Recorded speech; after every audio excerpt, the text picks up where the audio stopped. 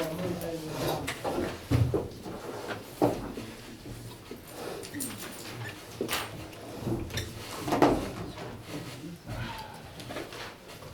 this morning, I'd like to do two things. I'd like to finish up this chapter 3 on rare events and instantons. And I will begin by describing to you a problem of a random walker evolving in a medium with static traps. It's a problem of diffusion in a random medium, so I think you can skip diffusion in a random medium. I think you know. You have some knowledge of that. And then when I finish this, I'll move on to the fourth chapter that has to do with active matter, and I'll sketch the outline when I get there. But there will be, a definite progression from one particle that we've done before. Then I'll do two particles, and then I'll do more particles. Okay, so let me tell you why I wanted to show you this problem here of a particle that is evolving in a medium that is infested with infinitely absorbing, perfectly absorbing traps, which are randomly placed in space. And this is the random walk, okay? So it's going, that's what the random walk is doing. And I'm interested in the survival probability of the random walker after time t. So this is an example of a dynamics which is strongly irreversible because the random walker gets killed whenever it's hitting a trap. And it's also an example of a model in which there are strong memory effects because for the particle to survive, it has to remember these areas, which are devoid of any traps. And what I will show is a method by which you can convert that kind of problem into a problem of statics in equilibrium with infinitely many degrees of freedom, which is, kind of proceeding the other way around with respect to what I said beforehand. 1 degree of freedom with memory converts to infinitely many degrees of freedom without memory, actually statics. And that's the technical trick that I will show. I will not go into the details of that trick, but I will show you more or less how this works. Also, I like this problem because it's a smooth transition between the kind of one-body stories that I have been telling so far and the emergence of collective effects and the importance of fluctuations. So I will start discussing the importance of fluctuations and sort of a mean field approaches and how they fail, where they may fail. So if you're interested in this probability of survival, the first thing that you'd like to understand is how would you determine the asymptotic behavior at large times of this survival probability? Then the first reaction that you should have probably is to think of the rate equation for this, and obviously this probability is going to decay whenever the random walker is going to hit a trap, and if you think the traps are homogeneously spread over space, then you can easily imagine that the survival probability is going to decay in a way that is proportional to the survival probability times, say, the density of traps, and maybe there will be some constants in front to dress this up. So in a kind of a mean field picture, what you expect is that the survival probability will actually decay exponentially. But that's actually way too fast with respect to what is known, and I will try to tell you why. So the thing is that when you're a random walker, especially in low dimensions, you do not tend to visit space very uniformly. You do that, you tend to recur in many times to the places that you have visited before. And this will play a role in the failure of this mean field behavior. So as I alluded to, this is one instance of a problem of diffusion in a random medium.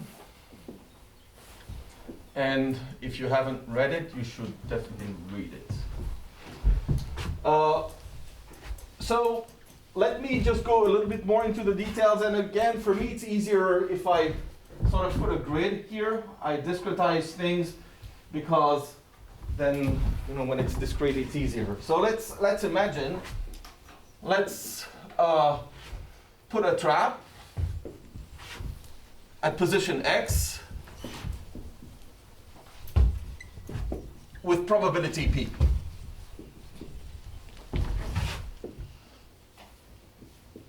Okay. Then the survival probability, well, of course, the survival probability will depend on the configuration of traps that you've put, okay? And it's a function of the configuration of traps. And if I write it, let me define some indicator function, which is 1 if x is a trap, and 0 if not.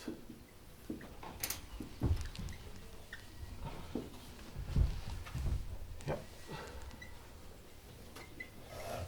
Then what I'm interested in is in the average of a function of the traps and the random walk that is 1 whenever the trajectory has avoided all traps.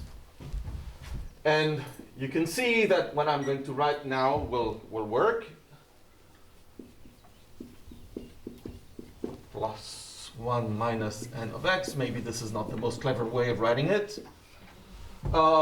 Where n of x and t is 1 if the random walker has been visiting site x. If the random walker has visited x between 0 and t. It may have visited it several times, we don't care, just at least once. And 0 otherwise. So this quantity here is 0 if the random walker has been visiting x, and if x is a trap, and is 1 otherwise, so that's perfect. And I want to use an average because I want to average over the random walk realizations. But this is still a function of the realization of the traps. Okay, so I see what I have to do in terms of a random walk computation.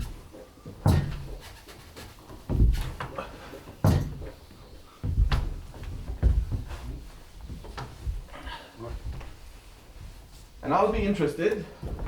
I think in Nicolas' notation it was a double bracket. I like an overbar, but and finally, we want this quantity average over all the realizations of the traps, which given that the traps are spread with probability p, this gives just 1 product over x, 1 minus p, plus 1 minus 1 minus p. Sorry, I hope there is a problem here. I think yes, the parenthesis missing. Sorry. So this is 1 minus p n xt. So that's easy. The average over disorder here is pretty easy, but it's not because it's easy that it's not interesting.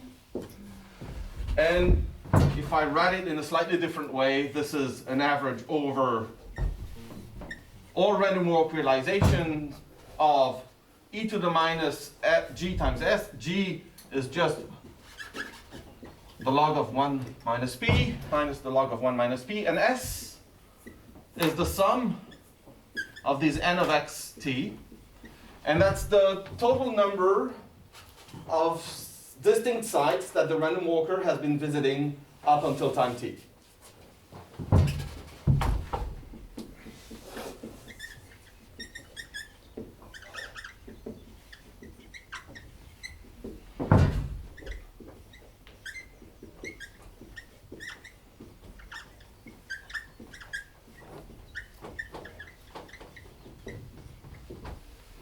So I'm interested actually in the generating function of this s here.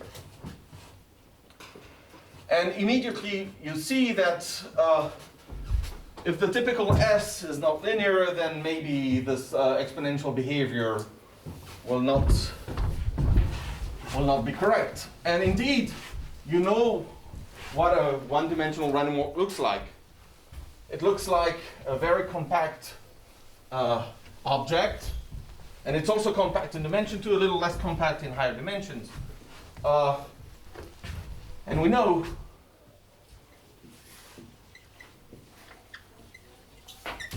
that this total number of distinct sites visited by a random walker, just a single random walker, after some time, is going to be something like, if I call square root t or square root dt the radius of gyration of the random walker, this is a rather compact object in low dimension. So it's occupying a ball of radius psi. So typically in dimension 1, this is square root t. And I think that's obvious because if this is my line and I'm interested in the trajectories of the random walk and I forget about the thickness of my line, then obviously this is going to give me the total number of visited sites, and its spatial extension is square root t. That's only true in d less than 2. It's a little true in d equals 2, and in dimension higher than 2, then this, every time the random walk is taking a new step, there is a finite probability that it's going to visit a new site. And in dimensions higher than 3, this is growing larger than 2, this is going to grow linearly with time. So here you would expect that, I see the picture. In the mean field approximation, I had this, but actually I see that I was wrong, because maybe I should say that, S, because of these recurrence properties of the random walk, maybe this is going to grow slowly, and you might expect that maybe you can say something like that. And this is wrong too, not even enough.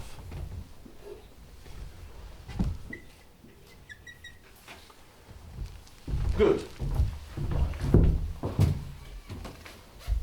So what I'd like to do now, and this is what I advertised, I want to show you why this problem, which is involving just a random walk, just a single random walker, 1 degree of freedom, with memory involved by the existence of frozen degrees of freedom, can be converted into a problem with infinitely many degrees of freedom in statics. And so mathematicians have a concept related to Brownian motion. Actually, I should give you this as an exercise. Try to derive this. It's really fun. And I am talking about fancy techniques here, but the basis should be the random walk for everyone. So I want to show you a technique that allows me to map this onto a problem with infinitely many degrees of freedom in statics. So it's mostly something introduced by mathematicians, but not only. For a Brownian motion, they introduced something called the local time of self-intersections,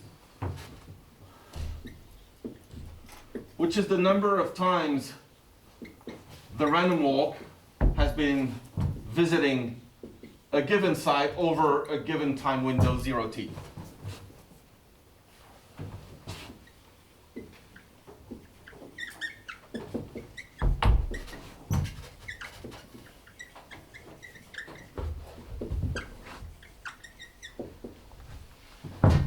And in terms of this local time of self-intersections, you see that my indicator function that tells me whether the site has been visited or not can be viewed as the low temperature limit of some,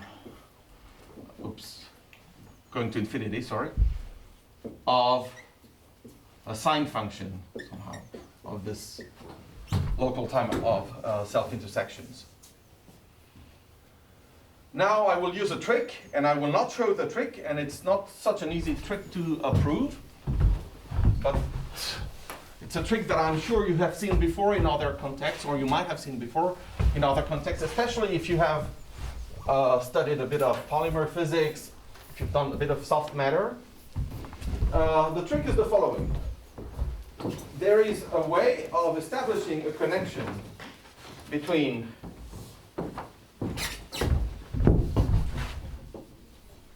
there exists a mapping between any random walk problem that can be expressed in terms of that local time. And again, here I should have written that. Remember,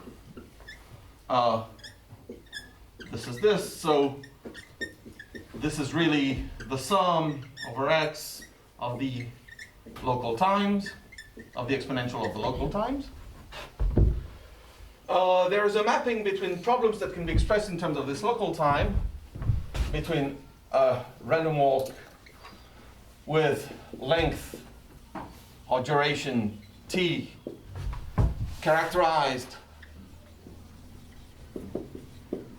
by chi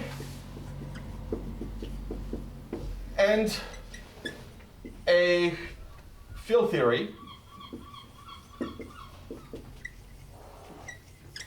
with, using the language of Andrea, with mass m squared for a field with n components phi squared. So let me give you the mapping. So time becomes z, and that's the Laplace variable conjugate to t, and that z is this m squared.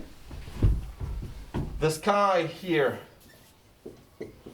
becomes phi squared, and that's a field, a static field. And it's a field with n components, and it just turns out that, and the n here has nothing to do with my indicator function, that n goes to 0.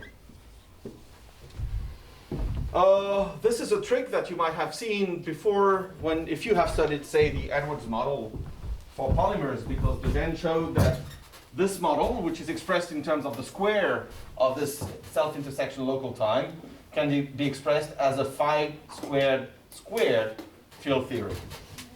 But the trick extends to any sort of functional of the self-intersection local time.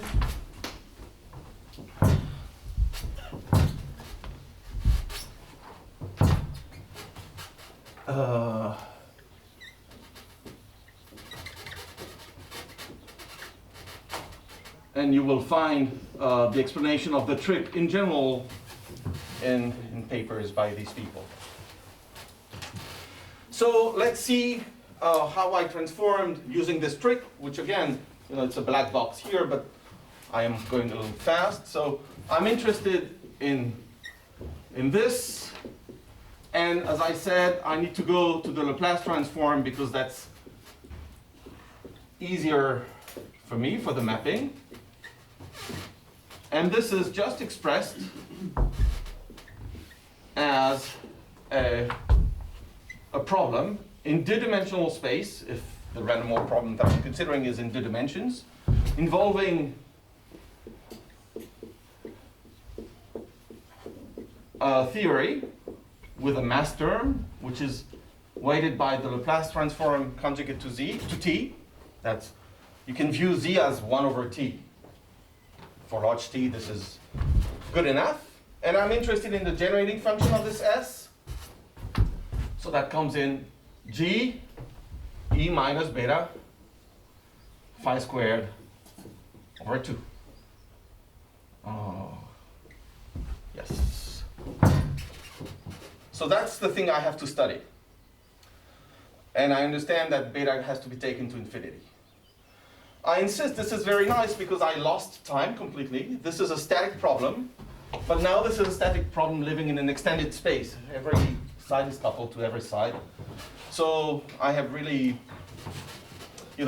somehow unfolded the memory, and there it is, a static problem in infinite dimensions. Infinite because it's involving fields. So I'm almost where I want to where I want to be, I will just make a few changes of variables so that the scalings appear nice. Rescaling space and fields.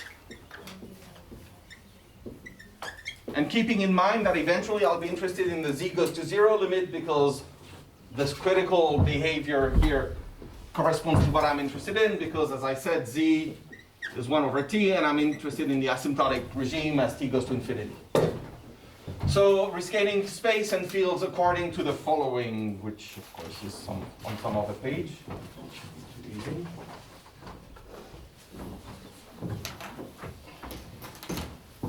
So R, I will scale it, of course, with the diffusion time, because that's reasonable. Diffusion time means, in terms of the z variable, square root 1 over t, or square root z. And I will define a new field living in this rescaled units as being the old one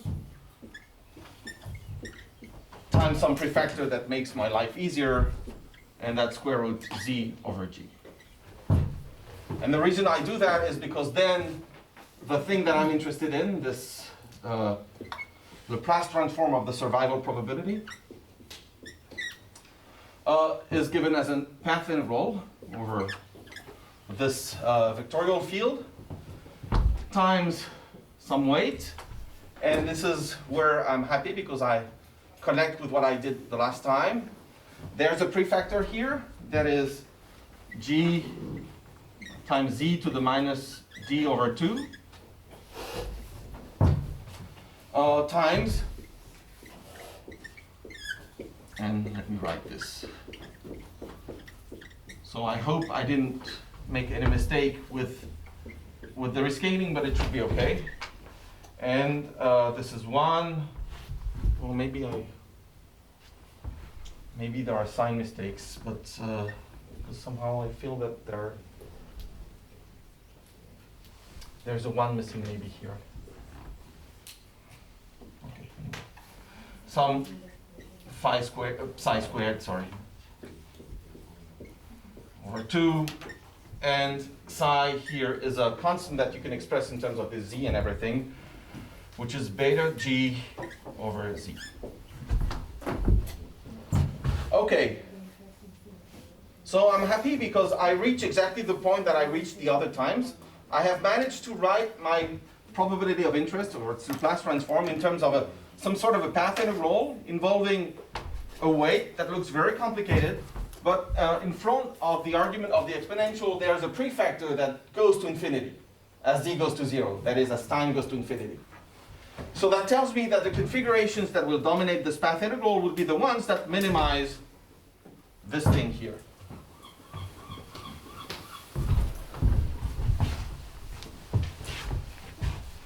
And I think you can even guess physically what they will look like. I will not do the math because I think it's rather intuitive. As z goes to 0, t goes to plus infinity again, search for psi such that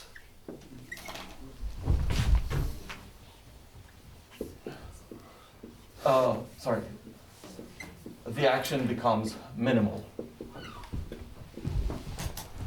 And that there will be a differential equation, highly nonlinear, involving psi squared over psi squared over space, and this parameter psi.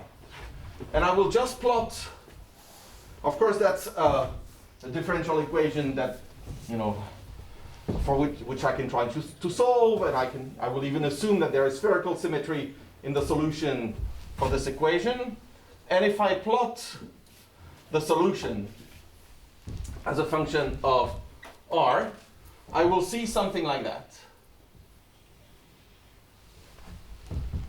And think of it, psi squared is the local time of self-intersection. So it tells you where the random walk is. So the configurations that survive, that contribute this path integral, are those that are densely packed around the origin within a radius some radius that will depend maybe on psi here. So there are very, very heterogeneous configurations of the random walk in which it is, it keeps visiting and visiting over and over the same sites again. And if you don't believe me, you just write this equation and you solve it, and this has been done by people in condensed matter. That we're studying the diffusion of electrons in a random potential, but it's exactly the same problem. Okay, good. I'm happy. Frédéric, Yes? but do you have some, let's say, boundary condition on psi? In the sense that otherwise, if you take psi uniform, it naively would look like a good idea, but probably you No, I think it's nicer. No, it's not a good idea, I think. But you cannot see it because I think I screwed a sign here. Okay. And that you changed. can always minimize the graph. Yeah, but I think, I hesitated. I wrote something, and I think I should have ended up on something like that, which makes a difference. Because I know physically that this is the answer. Yeah, exactly. So Yeah. r equal to 0, psi should be equal from 0 Yeah, because of the physical meaning. Yes. And then at infinity should be should vanish. Good. Okay. So where was I? Yeah, so I don't even need to know this solution. I know that there's this solution. I'll put it back in here, and that will give me a number. I will be interested in the beta goes to infinity or z goes to 0 limit. So even though I said, I have to take beta goes to infinity, in the end, the large time limit takes care of that by itself. Then this is going to give me a number. And what I see immediately is that whatever that number is, and it will depend on some non-universal constant, is that the survival probability, its Laplace transform, will behave as z to the minus d, the exponential minus z to the minus d over 2.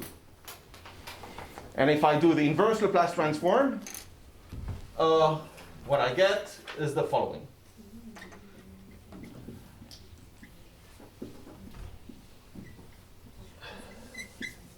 So I get something that is neither, that's a stretched exponential,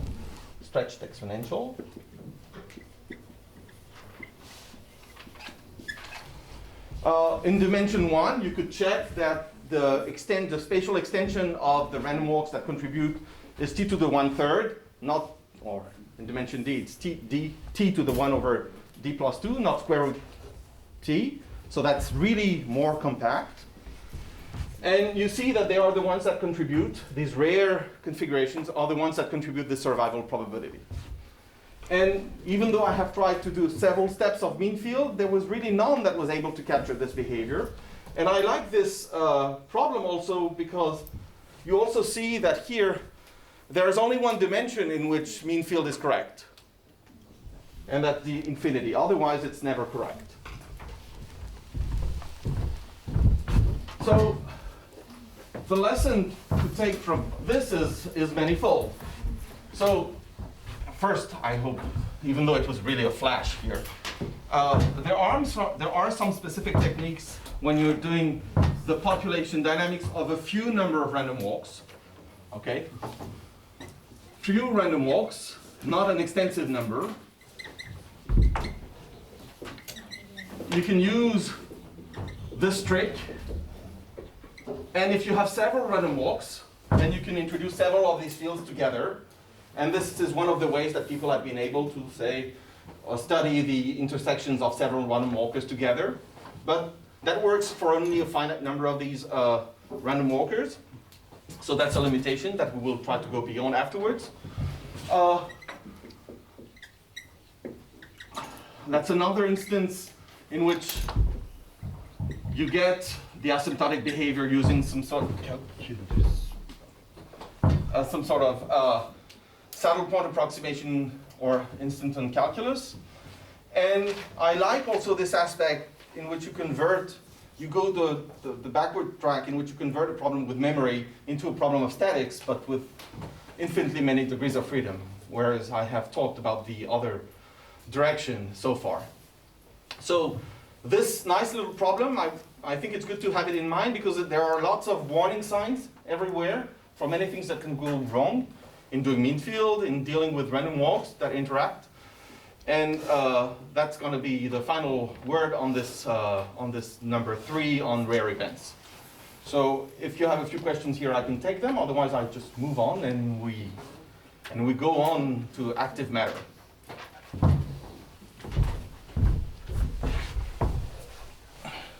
And that tells you about the delay that I have in my outline. But since I am here forever, I'm always hoping that I will catch up. Okay. In the absence of questions, it's time that we move on to from one particle to many particles. There is a question. There's a question. I do remember well when I've done polymer physics, the Dijon theorem was to map the ON model with time going to 0 with a self-avoiding random walk. Right. Here we are not in this case, right? These are generalizations.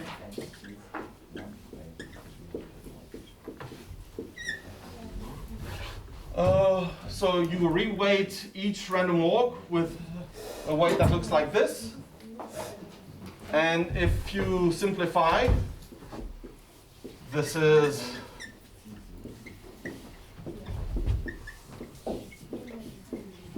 something that penalizes self-intersections of the random walk. Okay, so you're right. This is a specific functional of the self-intersection local time, but as the trick goes much beyond that. Yeah? And it can be used for a variety of problems. And since my job is to tell you about methods, I thought this is a nice one. Thank you. Good.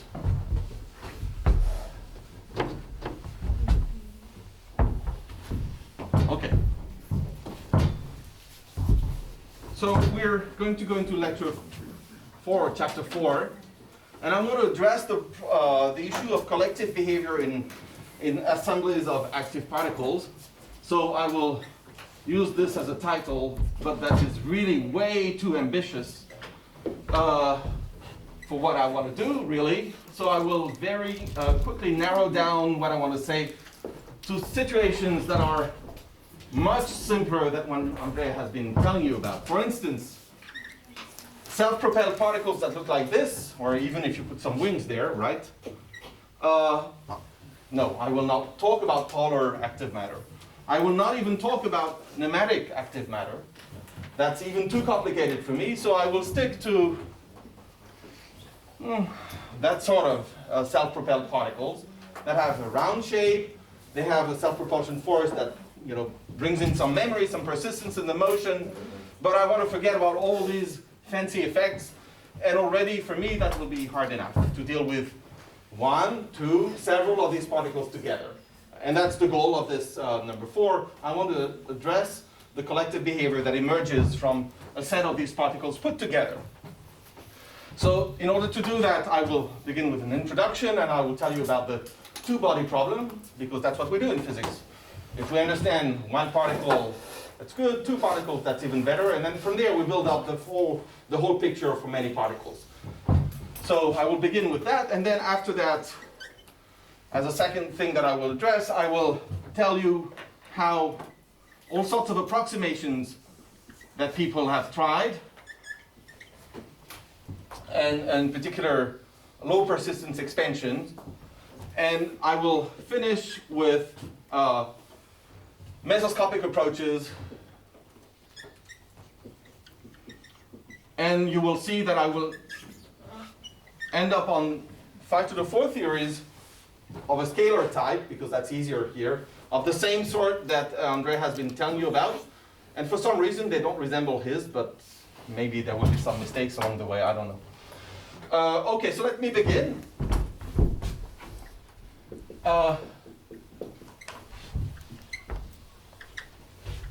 And focus on the 2-particle problem.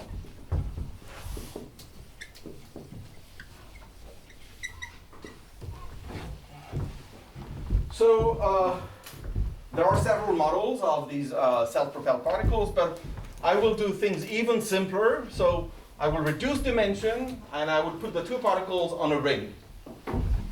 Consider two run and tumble particles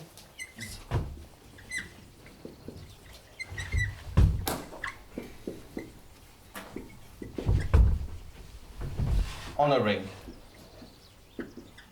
of length L.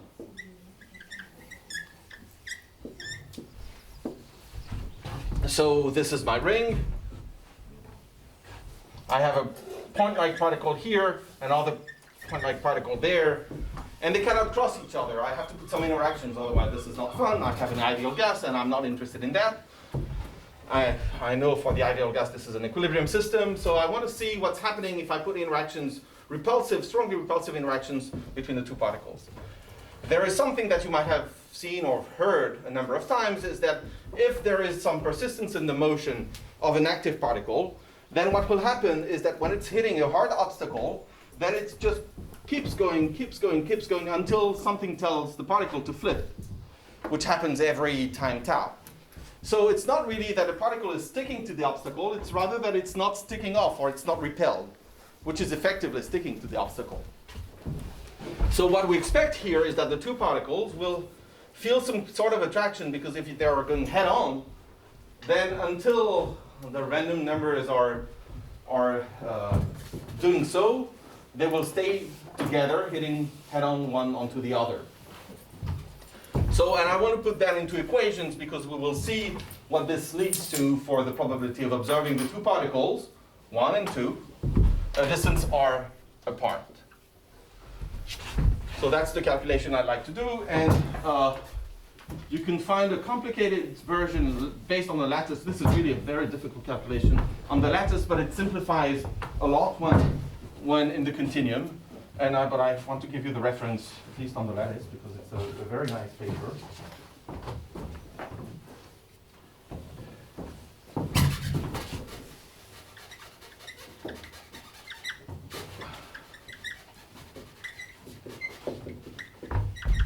And this tells you also that how not so easy these problems are, because you would think that two particles on a ring come on. Yeah, well, this is from 2016. Again, they did that on a lattice, which is more complicated, so let's go directly in the continuum. So I will consider x1, the position of particle 1. It has a velocity v0 u1, and u1 is plus minus 1. Particle 2 has position x2, velocity self-propulsion v0 u2, and again, u2 is plus minus 1. And I'll be interested in the probability to observe particle 1 and 2 at these positions with orientations u1 and u2. So in between colliding events, this is just the dynamics. u1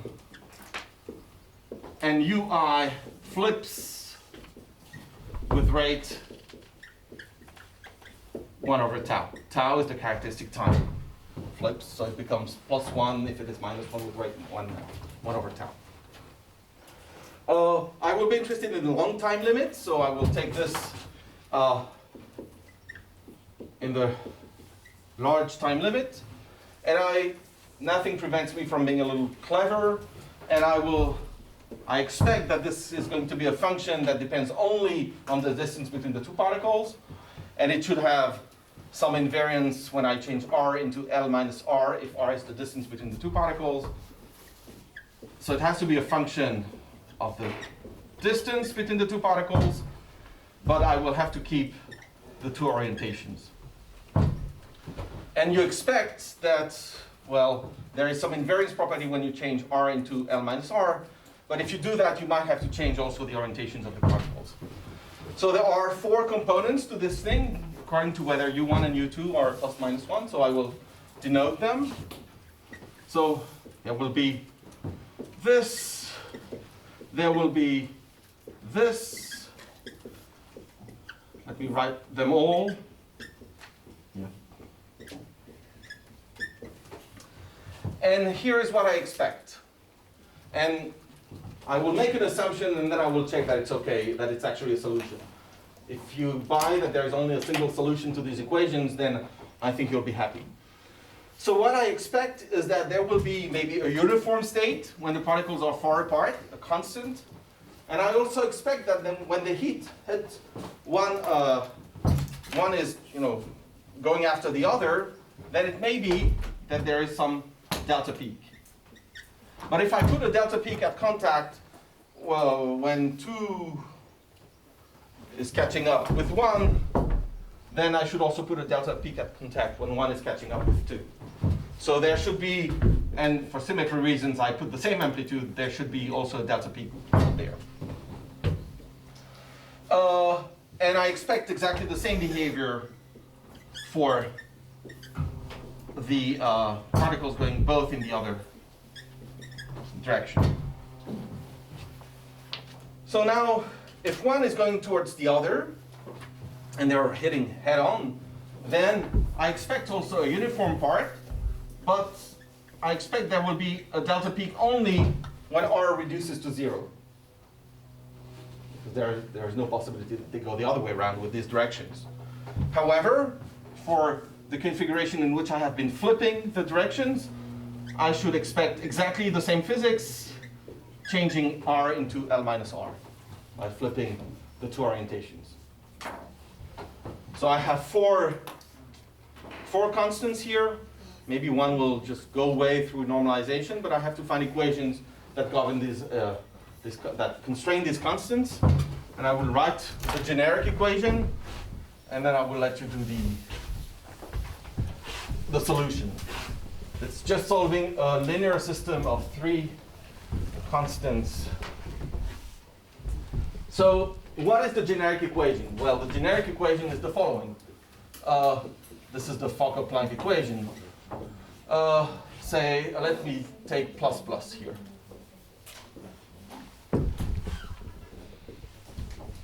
First, there's a streaming part. Yeah, but there's no streaming because the relative velocity is 0.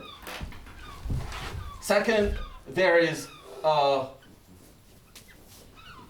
driving part, but this is always 0 because this thing is so singular that it's 0 almost everywhere. Then there's the flipping part.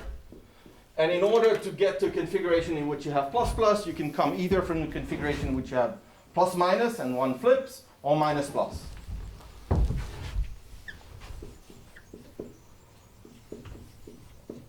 And similarly, you can leave that configuration when either of the two particles flips, which gives you an overall factor of 2. I can write similar equations for the others. Let me just write one more for the case in which particles are going head-on. So there will be some streaming now with relative velocity v0. There is still the potential term. And if I wanted to deal with that cleanly, I would have to put some smooth potential in which I take the hardcore limit in the end. Plus minus. And there's the flipping term that involves plus plus, or you can come from minus minus configuration. And that's it. So obviously you see that there's a length scale that comes out, which is the length of a typical run of these particles. It's called the run length.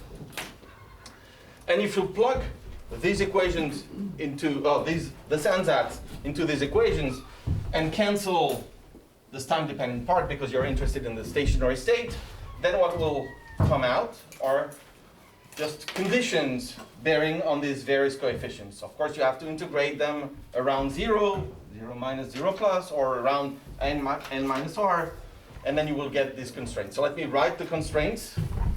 You will have the first equation. If you integrate it between 0 minus and 0 plus, you will get that A equals C, and you will get that D equals 2B. And the second equation is more interesting because it involves the streaming part. And it tells you that you will have 2V0C plus 1 over tau. I hope I am not wrong. 2B minus 2D. And that's 0.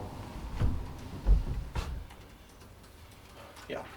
So with this, I'm happy. I have all I need, plus normalization, to tell you about the stationary state solution. So let me write it, and I will comment on it once I have written it. So let me write the coefficients.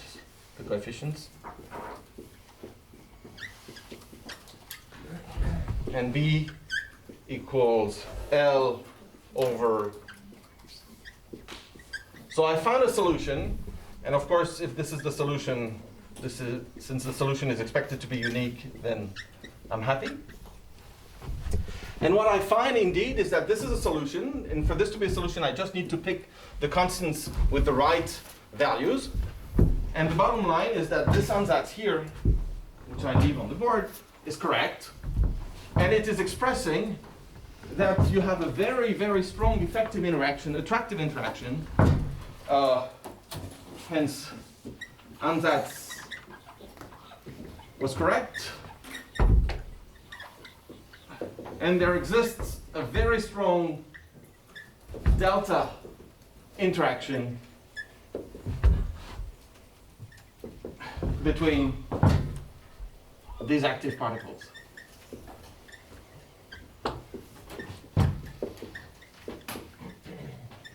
So I started off with purely repelling particles. I end up, I'll get you, and I end up with particles that actually attract each other. So that's interesting because this induced attraction is the byproduct of the persistence of the individual motion of the self-propelled particles. Yes, that too was asking. Yes. In the first equation, you have V prime in drift, and in second equation it's minus 2V0. What? In the first equation, the drift term is V prime. Why is it so? The drift term in the first equation? Why I have this? Yeah. Why is it not just 2V0? Oh, here, because the relative velocity is 0. No. In the second equation, the drift term is 2V0, minus 2V0, and what is difference between V prime and minus 2V0? Why two different drift terms? These two, why are these two different? Yeah. Because here I'm looking at two particles that are doing this. Okay. So they have no relative velocity. Okay. Whereas here I'm looking at the one that's doing this and the other one that. So the relative velocity add up. Relative velocities add up. So what is first term, then it should be 0, right? Here. Yeah. Yeah, but that's 0. Oh, okay. Now I see. Yeah. So maybe also here there should be factors of 2, things like that, but yeah. Oh, what was I saying? Yes. Sorry. You said something a bit mysterious about the first term, the reprime. You said it's so similar that it vanishes. Okay, I said that if you want to deal with it cleanly, what you should do is to take a very repulsive potential, but still smooth, and then look at what's happening with the boundary conditions and take it into account, and then send the range of that potential to 0. And then you would think that you would end up on a situation in which you can forget about this term. Okay, thank you.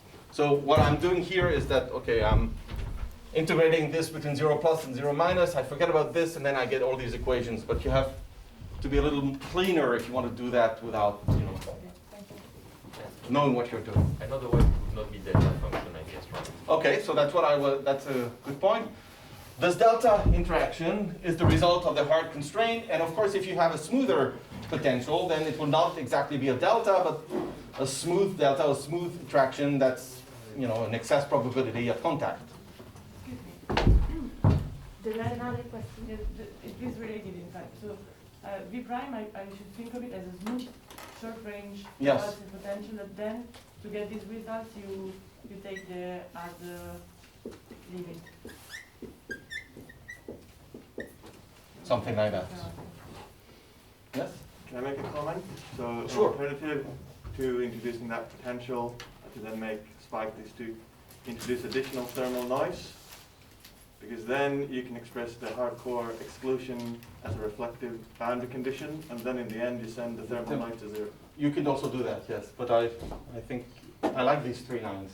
Yeah, it's conceptually cleaner, 3 lines maybe, for maybe more difficult in practice if you try to solve it. Yeah. No, It's just a concept. it's not that I'm summarizing this PRL in 3 lines, but you know, somehow the interesting food in there can be found in 3 lines. So why not? You know. No, that's just responding to the previous question. Adding to that. Yeah, thermal noise is yeah.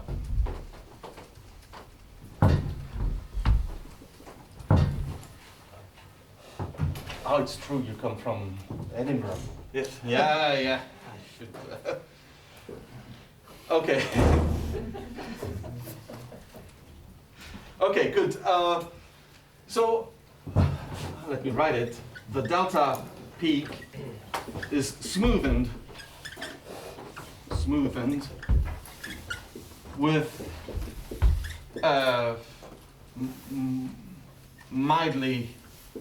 more mildly repulsive potential, but it's still there. I mean, the excess probability.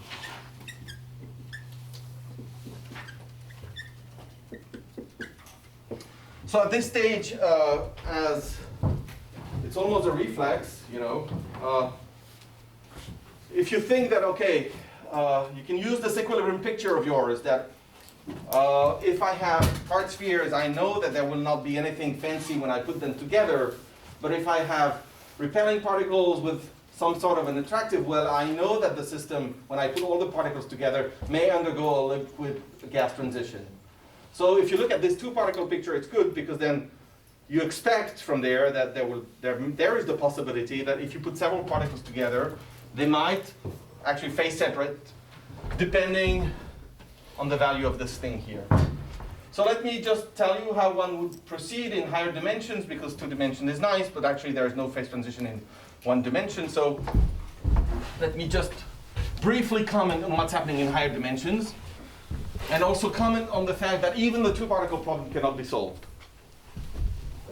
The sentence about the phase transition in 1 dimension is valid at equilibrium, right? Yes? But I'm using this equilibrium picture to Yes. mesmerize you. Yeah. Okay. So here it's not prohibited. No, in principle not. Do you know of a paper that would have a phase transition in dimension 1 using these particles? I don't think. I don't think so. No. There is some structure, microphase, but there is no. Okay, solving the same problem, the same 2-body problem.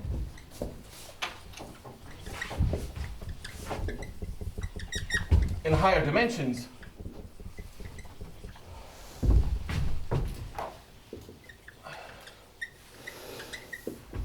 is harder. And actually, we don't know how to do that. So if I take 2 particles that have some orientations u1 and u2, relative position r, and I look at their run and tumble dynamics, then I can write let me just even write the full thing here, so that it's really scary. So there will be the streaming term for both particles.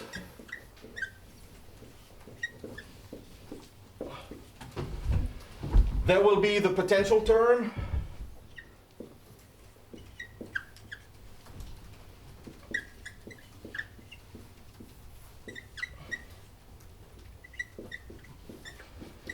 If the 2 particles interact via potential V. And there will be the terms that takes into account the flipping of the various orientations, which is, so I can flip 1, so u1 prime. Omega d here is the solid angle in dimension d, so it's 2 pi in dimension 2, 4 pi in dimension 3.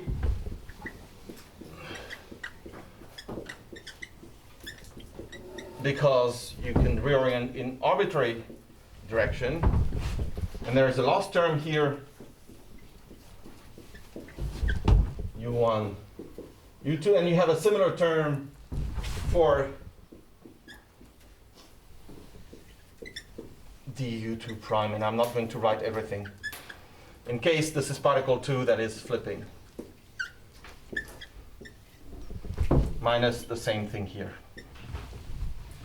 So it's not really a very nice equation, and actually I don't know of any way of solving it, except in one limit. And I will not solve it, but I will tell you someone that knows how to solve it, and that is among you, and you can go to him if you're interested. So you would think that if you forget about that, if you say send this tau going to infinity, there will not be much that remains, but actually in the ultra-ballistic limit,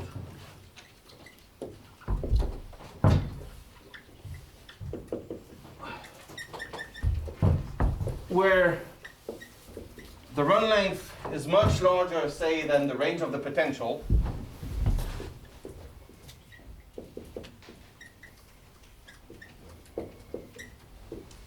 then you can forget about that term. By definition, that's the highly ballistic limit. And then what you see is that you have to solve for the deterministic dynamics of two particles hitting one onto the other. And of course, this can be solved. Well, of course, this can be solved. One has to study. It's really a collision problem, as you maybe did in your first year of science, where U1 and U2 are fixed, and you have to solve for the trajectories. Because if you know how to solve the trajectories, there is something called the method of characteristics that tells you how to solve for this PDE, this first order PDE. And then you use the fact that when the particles are far away, you have to be having a uniform distribution, and that's how somehow you incorporate by hand the fact that there is this reshuffling, this tumbling of the orientations at infinity. And then you find, again, a solution for the probability of finding the two particles a distance r apart with orientations u1 and u2 that has the following form. It has the form of a regular smooth function that depends only on the distance. Well, it depends on the distance and the orientations of the two particles.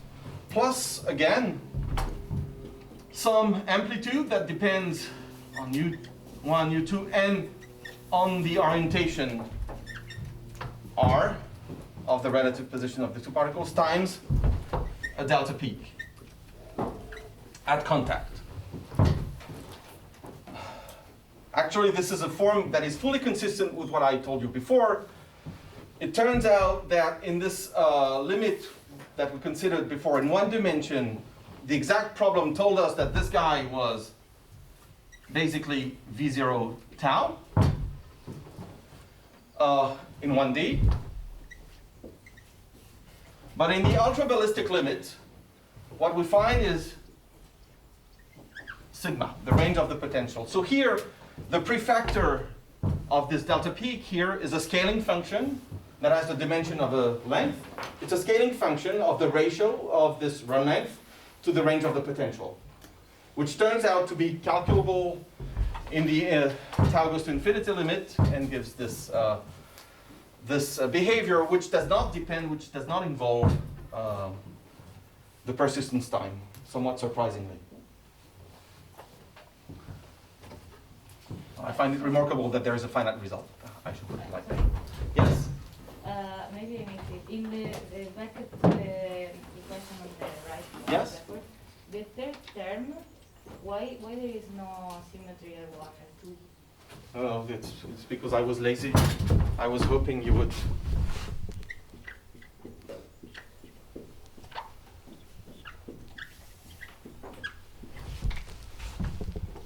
No, but I mean Oh. the third, like the third term. Third.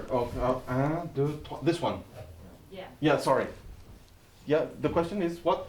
Because it's like there is no R1, R2 like symmetry, if I explain that. Yes, there is.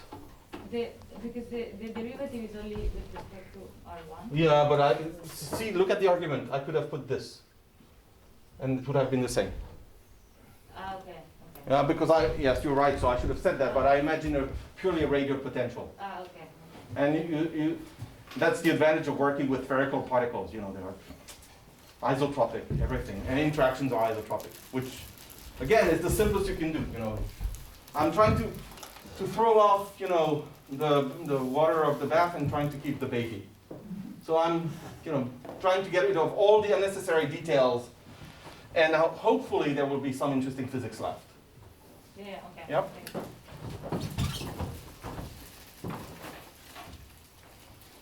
Okay. So, and I said I would give you the name, and I didn't.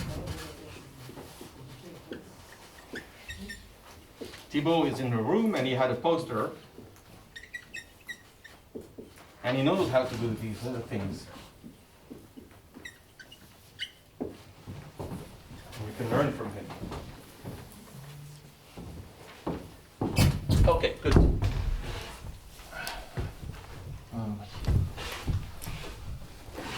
So now we see we have this picture, and we're happy because the one-dimensional picture is somehow confirmed, at least in one limit. In the ballistic limit, it's somewhat confirmed by other exact calculations, so we're happy with that. And maybe we'd like to see if there is something equivalent in the tau goes to 0 limit, and that's the other limit that we can do things in. Another limit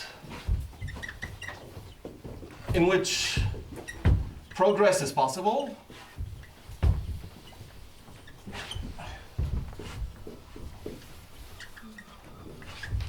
is tau going to 0. So tau going to 0 and v0 going to infinity with the appropriate scaling v0 squared divided by tau finite, I know that I should recover thermal physics, right? So that's an interesting limit because it tells me how things can depart from the equilibrium behavior, and that's one limit that I'm interested in, just to find out, okay, if I put a little bit of persistence, how does my equilibrium picture, you know, how do I move away from my equilibrium picture? So in order to do that rather explicitly, I will use another model. You know, I pick the model that I like best for the kind of calculation that I want to do. And instead of focusing on these random thermal particles, I will take an even simpler model. That's a limitation. We'll do that. Not on RTPs, but on particles that have the same memory kernel for their self-propulsion, but whose the statistics of these self-propulsion vectors is simpler. It will be Gaussian. Not on RTPs, but on so-called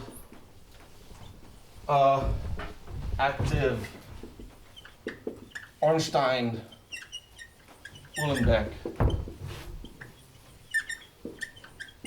particles, which are sometimes called AUPs.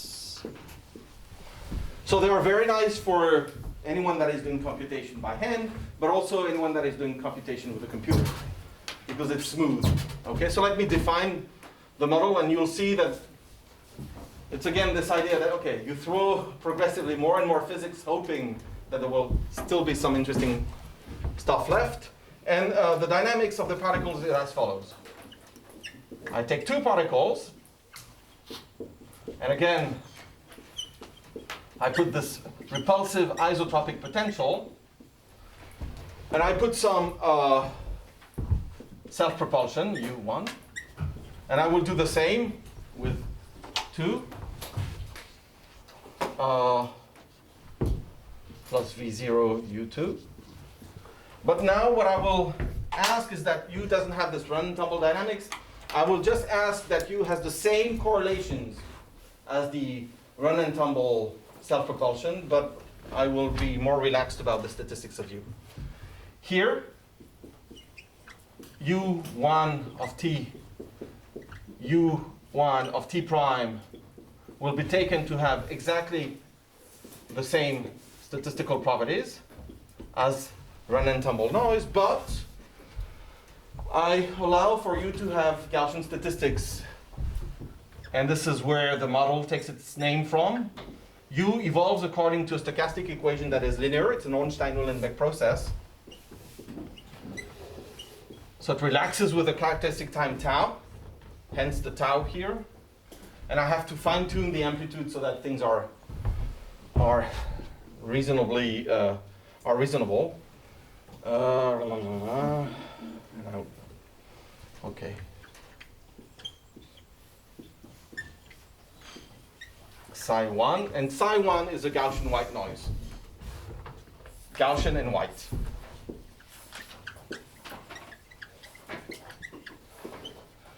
So you see I have thrown one more ingredient away, and I'm hoping that there will still be interesting physics, and there will be, so no worries. Otherwise I wouldn't be doing that. So why is it easier? Well, that's because of the Gaussian statistics. And you know that it's, somehow the distribution is already Gaussian, so it looks closer to the equilibrium thermal noise. Good. So at this stage, there isn't much that we can do. We have to write the Fokker-Planck equation as I just did, but I'll do a little bit of rescaling, okay, so that things look a little nicer. Or maybe I don't do that. Let's write, because this connects, let's write the evolution of the relative position between the two particles.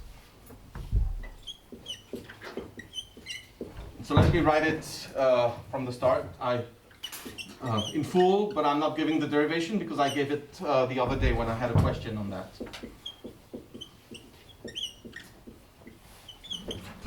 So if I look at the acceleration, so how do I, first of all, I cook up the difference between these two equations to get the evolution of R. Then I differentiate this equation with respect to time, and that gives me the double derivative with respect to time. Then I do that, minus 2 dr over dt, dot the gradient of v, and that's the strange term that we discussed the other drv plus v0 square root tau d some white noise. So recipe, you take d over dt of dr over dt. From here, then you end up with on equations that involve the derivative of u1 and u2, but you know equations on the derivative of u1 and u2 that are linear in u1 plus some white noise. And u1, you can substitute it with the derivative of r1 plus the force, minus the force. Put this back in, and this is what you end up with. That looks like a terrible equation, but it has lots of nice features. You see that if you would forget about this, you would just have equilibrium under damped dynamics. And this is something that we have commented on before. So that means that also, if you take the tau goes to 0 limit here, you expect that the system will have equilibrium dynamics. So that there has to be a scaling with tau in which if you send tau to 0 in the appropriate way, you'll end up having R following equilibrium dynamics. So let me give you the proper scaling. Clean up things when expressed in terms of these rescaled times and positions, and then we'll see what we can do with that.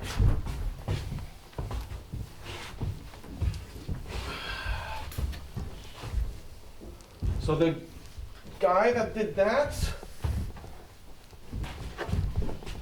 was, I don't have the reference, Etienne Fodor in 2016. So rescale time and positions, a bit of renaming.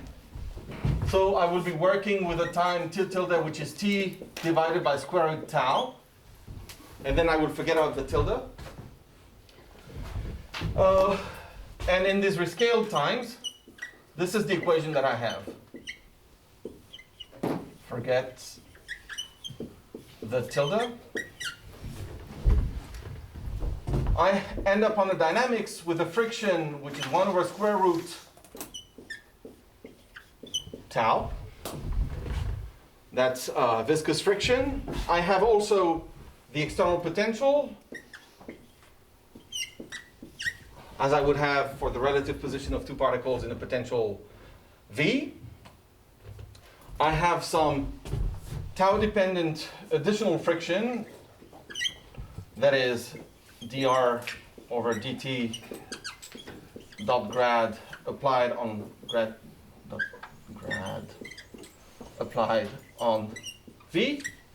And I have white noise, which, just because I don't want to call the combination V naught squared tau a temperature, I call it capital D. But what I have in mind is that this D is actually playing the role of a temperature.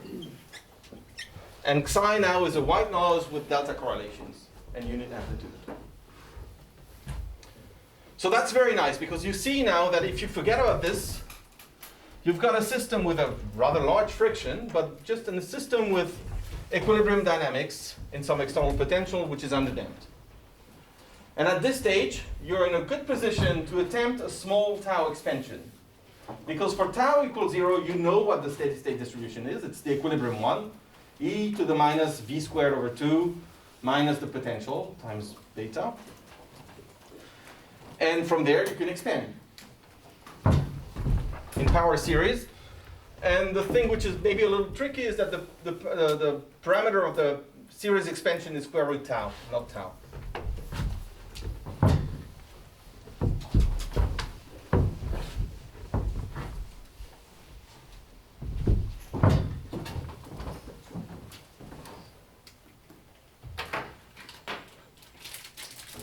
One question. The second derivative of the potential there in the third term, where did it come from? There's one too much derivative. Did I put one too much? Yes. You should scream when I do things like that. Second line, There is one too much? derivative in R. I think it's the other way around. The other equation had a missing derivative. No, that one is correct. Okay. Yeah, that one's correct. The one that you just erased. Yeah, that one is correct.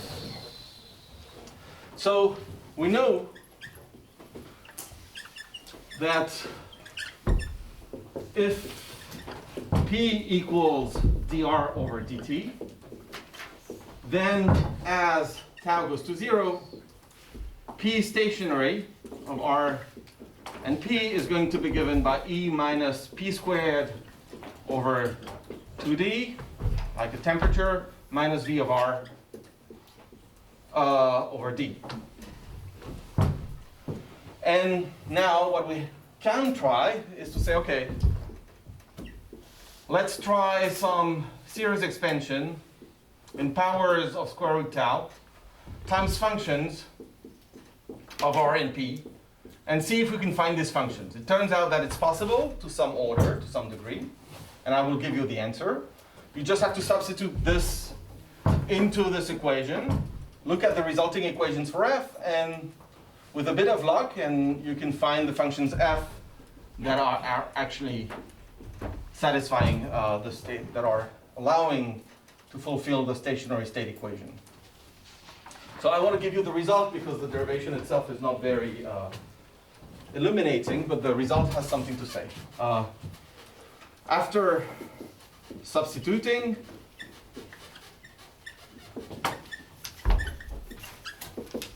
in the Fokker-Planck equation, this is what we find. We find P stationary, so it depends on R and P.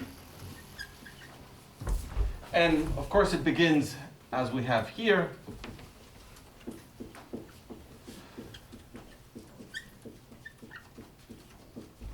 Times, well, I will write one of the, maybe I will exponentiate. I can re-exponentiate to make it look nicer.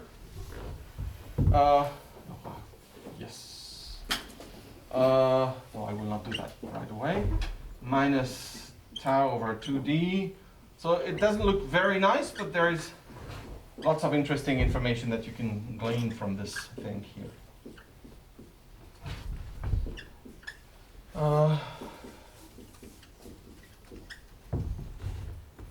Plus blah blah blah, etc. So it's interesting because the first thing that you see, that you realize, is that this is a local correction to the equilibrium distribution. So it's local, which is somewhat unexpected, especially if you have in mind these things that we talked about a couple of lectures ago. The other thing is that if you integrate out the p variable, then you end up on a distribution bearing on the positions alone, on the projection.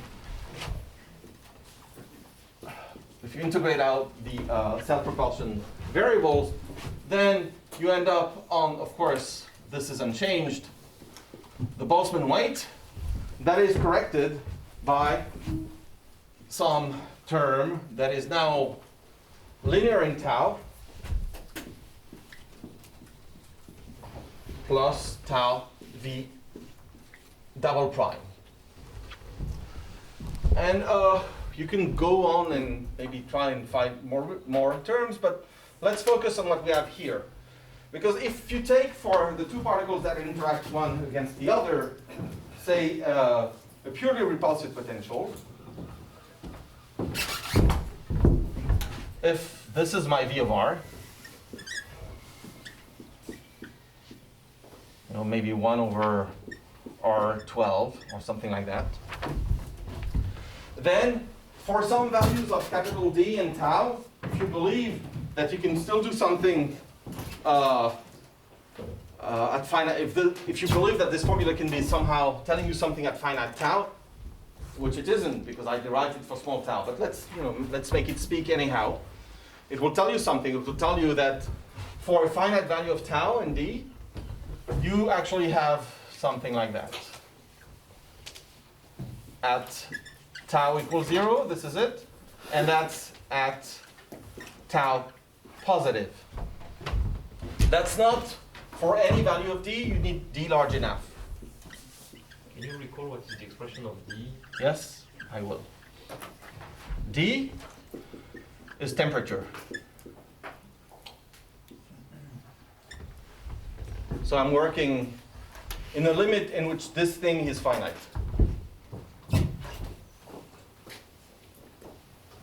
Yeah? So that's good. We're happy because again there's attraction between two particles, and this really has the flavor of a Lennard-Jones potential. So you think it's all good. I see what it's coming from the ballistic limit, it's coming from the one-dimensional calculation, it's coming from the small tau calculation. Everything points at the two-particle problem featuring effective attractive interactions. So it's good. You can bet on the existence of a phase transition in phase separation for these active particles. Isn't it V squared tau? Sorry? Isn't it V squared tau?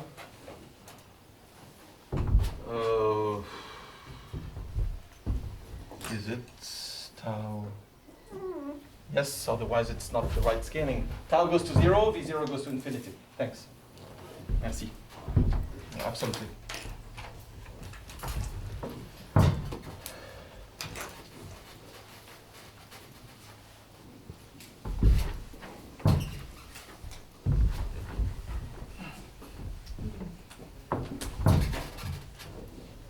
Okay. So it's time to step it up. We've spent enough time with the one particle or two particle problem, but as you see, the two particle problem is just one particle in disguise, right? The reduced particle is just one particle in some external potential. Let's step it up.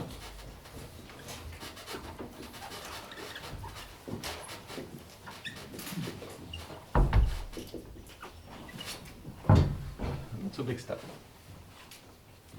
So we can do the same calculation for many particles, and I think it's instructive to look at the distribution for many particles, and I will write it in terms of all the positions of all the particles. So it's just exactly the same calculation, except that instead of taking two particles, I take n, and of course I will have where phi is the total potential energy. That's the equilibrium result. And there will be corrections. And the reason I'll spend some time on the corrections is that they tell us a somewhat different story. So whenever I is repeated, it means that I'm summing over I.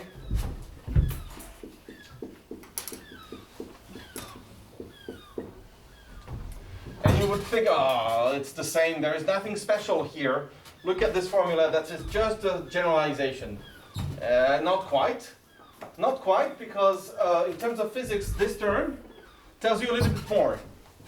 Whereas here, as you can see, I can express everything in terms of some effective potential, which is a pair potential. Because of this term here, that involves the force squared acting on particle I, all of a sudden I see the emergence of three-body interactions. Okay, so let me make this a little clearer. The term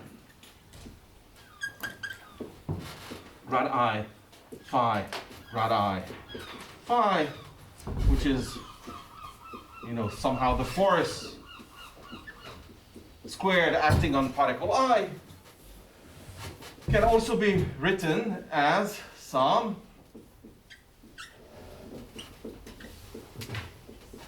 if I detail by pairs, and that's squared.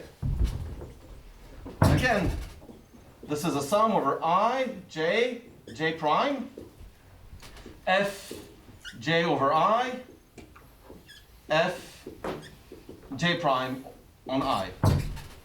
So what I see is that unless j equals g prime, what I end up having in my effective distribution, in my stationary distribution, are three-body terms. That involves three-body interactions, which are things which are maybe not so common in equilibrium, but here they just come out of the calculation. So we don't really care about these ones because we have our picture based on the two-particle effective attraction, so we're happy with that. And especially, this is all resulting from a small tau expansion, but the term features three-body interactions, which is, I insist, rather uncommon in equilibrium. We're not in equilibrium, so we're not surprised, of course.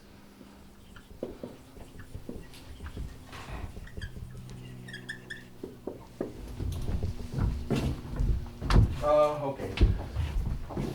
So I will tell you what's happening if you put such systems, such dynamics into a computer and run the computer, and then you will see that indeed there exists a phase separation. So if one runs these individual dynamics on a computer, and this is a prediction that was made in 2008 by Cates and Tailleur, and that was actually seen in particle simulations in 2012 by two groups. On a computer, provided if V0 tau over sigma is large enough, what you see is that you will have some isolated particles, but you will also have dense clusters. So this is really miraculous, or not miraculous, but you start off from purely repulsive particles, you put them in a computer, and they form this sort of liquid-gas separation. This is a phase separation. So this is a very famous phenomenon. This is called motility induced.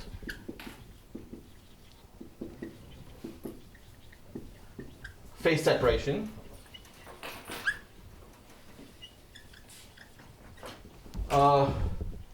I will put the exact references on the Dropbox.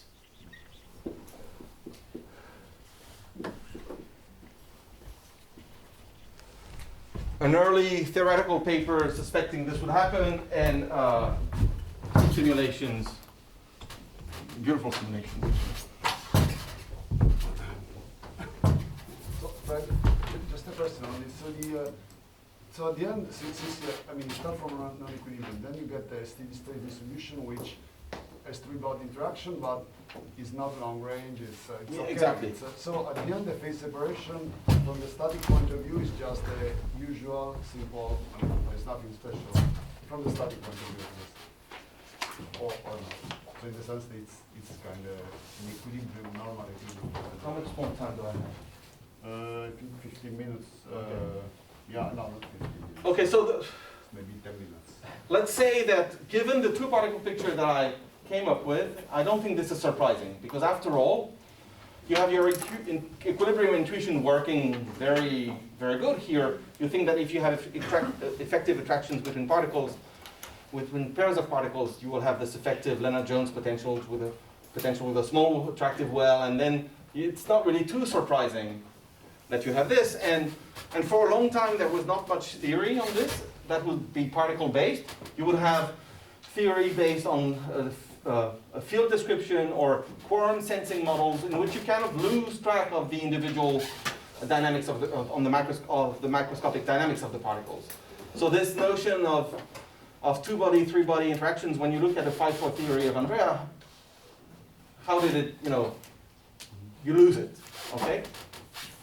So I think that for a long time, until this year, I would say, it was believed that this two-particle picture was correct.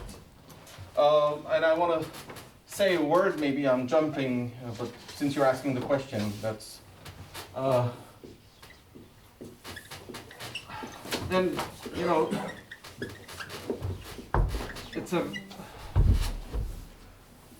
it's fresh from this year, and it's interesting because, okay, I keep saying, oh, there's this two-particle picture. Okay, then these people took it seriously. And they thought, okay, let's see if I run a simulation with two particles, I measure the effective potential between the two particles, the log of the P of R for the two particles. And then I take this potential that I have inferred, and I run an equilibrium dynamics with this potential. Do I find phase separation? The answer is no. Good, okay. Maybe I should take three-body interactions, and they do the same. And you have to be careful about how you define these effective potentials, and there's no phase transition. So they keep doing that, so they cannot go so far, but they actually show that this motility-induced phase separation is actually caused by the existence of multi-body terms in the energy, not just second two-body, three-body, because that would not be enough to produce for you this physical phenomenon. You need the whole series. And that's absolutely unheard of from equilibrium, statistical mechanics, at least for particle systems. Actually, I don't know of many equilibrium systems that would be defined from the start with many body interactions, apart from those that live in some medium that mediates interactions, which, if you integrate out, will produce these effective multi-body interactions. And so if you look at I don't know if you can play with the parameter in such a way to make disappear the phase separation at the critical point, is the critical point the same of liquid gas or not? Well, maybe it's I think that's a very good question for Julien. So this is the... Now, keep your question for Julien, okay? That's good. You will ask him how is it to get to the critical point, and you will see his answer. It's okay.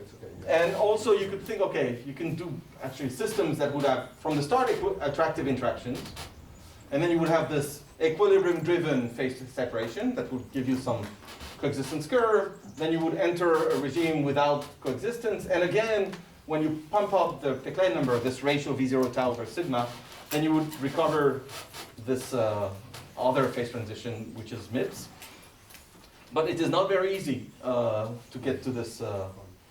But you can tell him that he doesn't have enough statistics in his curves and all that. He will enjoy. No, but it's hard. It's a good question. And actually, I don't know, because and this is exactly what Julien will be talking about, how you go from microscopics to mesoscopics. And it's not clear that, I mean, this is obviously microscopic physics here is pointing to multi-body effect, but how this translates into fields, I don't know. It doesn't mean that the theory would be non-local, for instance. It may still be a local theory that you end up with. Okay. So I want to say one more thing before we stop. Do I have time or? Not much, I'm sorry. Okay. With my question. Equilibrium interruptus. That's good. I'll do that. I'll do that next time. So thanks for listening. And next time we'll decide whether this system is actually an equilibrium system or not, because I haven't discussed that. And we'll move on to a mesoscopic approach. Thanks for listening.